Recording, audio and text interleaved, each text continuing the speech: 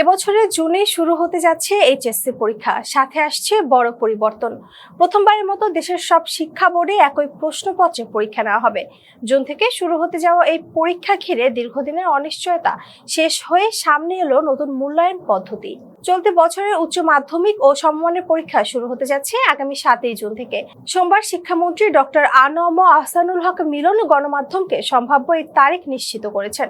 এতে পরীক্ষার সময়সূচি নিয়ে দীর্ঘদিনের অনিশ্চয়তার অবসান হয়েছে। শিক্ষা মন্ত্রণালয় সূত্রে জানা গেছে, গত 29 মার্চ মাধ্যমিক ও উচ্চশিক্ষা বিভাগের সভাকক্ষে দেশের সব শিক্ষা বোর্ডের চেয়ারম্যানদের নিয়ে অনুষ্ঠিত এক বৈঠকে সার্বিক পরিস্থিতি বিবেচনায় 7 জুন থেকে পরীক্ষা শুরুর সিদ্ধান্ত নেওয়া হয়।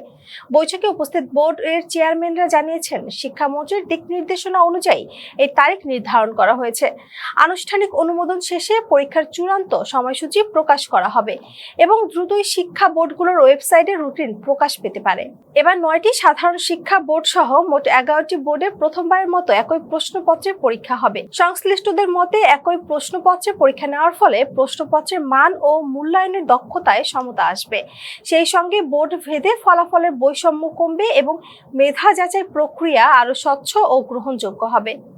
এতক্ষণ সাথে ছিলাম আমি শম্পা আক্তার। প্রেস পিপলের সাথে থাকার জন্য ধন্যবাদ।